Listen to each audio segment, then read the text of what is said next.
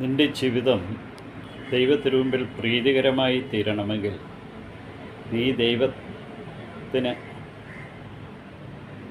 വിശ്വാസത്തിൻ്റെ പൂർണ്ണതയിൽ പലരും നൽകിയ വാഗ്ദാനങ്ങളും ജീവിതവും മനസ്സിലാക്കുവാനായിട്ട് കഴിയണം. നീ നിൻ്റെ ജീവിതത്തിൽ പ്രഖ്യാപിക്കണം, നീ ദൈവത്തിനു മുമ്പിൽ ഈനോക്കിനെ പോലെ ദൈവിക പ്രീതി നിറഞ്ഞ് ജീവിക്കാമെന്ന്. ഈനോക്കിനെ നമുക്ക് ഉൽപ്പത്തി പുസ്തകം 3-ാം അധ്യായത്തിൽ 24-ാമത്തെ വാക്യത്തിൽ കാണുവാൻ കഴിയും. ദൈവത്തിനു മുമ്പിൽ അവൻ പ്രീതിപൂർവ്വം നടന്നതുകൊണ്ട് ദൈവിക പ്രീതി അവൻ നേടിയെടുത്തു എന്ന് കാണുവാൻ കഴിയും. നീ അബ്രഹാത്തിനെ പോലെ നിൻ്റെ ജീവിതത്തെ വിശ്വാസത്തിൻ്റെ പൂർണ്ണതയിൽ നയിക്കണം. നോഹിനെ പോലെ നിൻ്റെ ജീവിതം ദൈവം പറയുന്നത് കേട്ടുകൊണ്ട് നടക്കുവാൻ കഴിയുന്നവനായിരിക്കണം. യാക്കോബിനെ പോലെ ഒരു മൽപ്പിടുത്തത്തിന് നീ തയ്യാറാകണം. എന്നെ അനുഗ്രഹിച്ചിട്ടല്ലാതെ നിന്നെ ഞാൻ വിടുകയില്ല. ജോസഫിനെ പോലെ സഹനശക്തിയും ദൈവത്തിനു മുമ്പിൽ ദൈവീക വസ്ത്രമണിഞ്ഞവനെ പോലെയും നീ ജോസഫിനെ അനുകരിക്കണം. ഏത് പ്രതിസന്ധിയിലും തളരാതെ നിൽക്കുവാൻ ദൈവിക കരുത്ത് നീ നേടണം. മോശയെപ്പോലെ കരങ്ങൾ നീട്ടി പ്രാർത്ഥിക്കുവാനായിട്ട് നിനക്ക് കഴിയണം.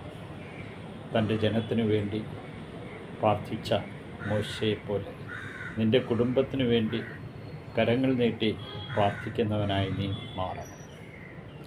ജോഷുവയെപ്പോലെ ജനത്തിനു വേണ്ടി യുദ്ധം ചെയ്യുവാനും സകല തിന്മകളിൽ നിന്നും അവരെ മോചിപ്പിച്ചുകൊണ്ട് വാഗ്ദത്ത ദേശം നേടിക്കൊടുക്കുന്നവനായി നീ മാറണം. പ്രവാചകയായ ദെബോറായെപ്പോലെ ജനത്തെ നയിക്കുവാനും കീർത്തനങ്ങൾ പാടി ദൈവത്തിനു മുമ്പിൽ ദൈവത്തെ മഹത്വപ്പെടുത്തുവാനും സാധിക്കണം. നീ എസ്തറിനെ പോലെ ജനത്തിനു വേണ്ടി മറ്റുള്ളവരുടെ മുമ്പിൽ ജീവൻ കൊടുക്കുവാൻ തക്ക വിധത്തിൽ പോലും അവരെ ഇൻഫ്ലുവൻസ് ചെയ്തുകൊണ്ട് ആ ജനത്തെ വീണ്ടെടുക്കുവാനായിട്ട് അവരെ പ്രതിസന്ധികളിൽ സഹായിക്കണം. ദാവീദിനെപ്പോലെ എല്ലാം മറന്നുകൊണ്ട് ദൈവത്തെ സ്തുതിച്ചാരാധിച്ച് മഹത്വപ്പെടുത്തുവാൻ സാധിക്കണം. നഗ്നനായി ദാവീദ് ഡാൻസ് ചെയ്തു എന്നാണ് പറയുക. ദൈവത്തെ മഹത്വപ്പെടുത്തുക. എലീശയെപ്പോലെ തീഷ്ണതയോടുകൂടി പ്രാർത്ഥിക്കണം. അങ്ങയോടുള്ള തീഷ്ണതയാൽ ഞാൻ ജ്വലിക്കുന്നുവെന്നാണ് ഏലിയ പറഞ്ഞത്.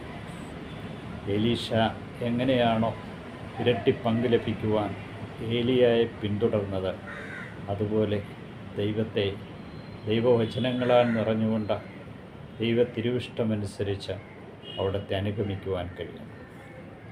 യേശയ്യയെപ്പോലെ സംസാരിക്കുവാൻ നിനക്ക് കഴിയണം. ദൈവമേ, നീ പരിശുദ്ധനാണ്, പരിശുദ്ധനാണ്. നിൻ്റെ വിശുദ്ധിക്ക് മുമ്പിൽ നിൽക്കുവാൻ ഞാൻ യോഗ്യനല്ല. എൻ്റെ നാവ് അശുദ്ധി നിറഞ്ഞതാണ്. അശുദ്ധമായ അധരങ്ങളുള്ളവരുടെ ഇടയിൽ ഞാൻ വസിക്കുന്നവനാണ്. ഏലിയ പറഞ്ഞതുപോലെ പറയുവാൻ കഴിയും. ഏലിയ പറഞ്ഞതുപോലെ തന്നെ ആകാശമേ കേൾക്കുക, ഭൂമിയെ ചെവിതരിക, ഞാൻ മക്കളെ പെറ്റു വളർത്തി, അവരെന്നോട് മത്സരിക്കും. ജനത്തെ മനസ്സിലാക്കി കൊടുക്കണം, ദൈവത്തോട് മത്സരിക്കാനുള്ളതല്ല ഈ ജീവിതം. നെഹെമ്യായെപ്പോലെ നിനക്ക് നിൻ്റെ ജനത്തിന് വേണ്ടി ഒരു ദേവാലയമായി മാറുവാൻ നിനക്ക് കഴിയണം. നീ പുനരുദ്ധരിക്കണം, റീബിൽഡ് ചെയ്യണം. ശരമയായെപ്പോലെ സഹനങ്ങളിൽ കൂടി തന്നെ ജനത്തെ നേടിയെടുക്കുവാനായിട്ട് കഴിയണം. പത്രോസിനെ പോലെ ധൈര്യസമേതം പ്രഘോഷിക്കുവാൻ നിനക്ക് കഴിയണം. ദൈവിക ശക്തി വീണ്ടെടുത്ത പത്രോസ് തൻ്റെ ജീവിതം അവസാനം വരെ ദൈവഹിതത്തിന് വിട്ടുകൊടുത്തതുപോലെ പൗലോസിനെ പോലെ ദൈവകൃപ നേടിയെടുത്തുകൊണ്ട് എല്ലാ തിന്മയുടെ ശക്തികളുടെ അധികാരങ്ങളിൽ നിന്നും മാറിക്കൊണ്ട് ദൈവകൃപയുടെ അടയാളമായി മാറിയതുപോലെ നീ മാറണം. എല്ലാറ്റിനുപരിയായി മറ്റൊരു ക്രിസ്തുവായി നീ മാറണം. ജീവിക്കണം, ജനത്തെ നയിക്കണം, സ്നേഹിക്കണം, അങ്ങനെ മറ്റൊരു ക്രിസ്തുവായി മാറണം. അതിന് കഴിയട്ടെ എന്ന് ആശംസിക്കുകയും പ്രാർത്ഥിക്കുകയും ഈ ആഗമനകാലത്ത് ദൈവത്തിൻ്റെ കൃപ നിനക്ക് ലഭിക്കട്ടെ എന്ന് പ്രത്യേകമായി പ്രാർത്ഥിക്കാം.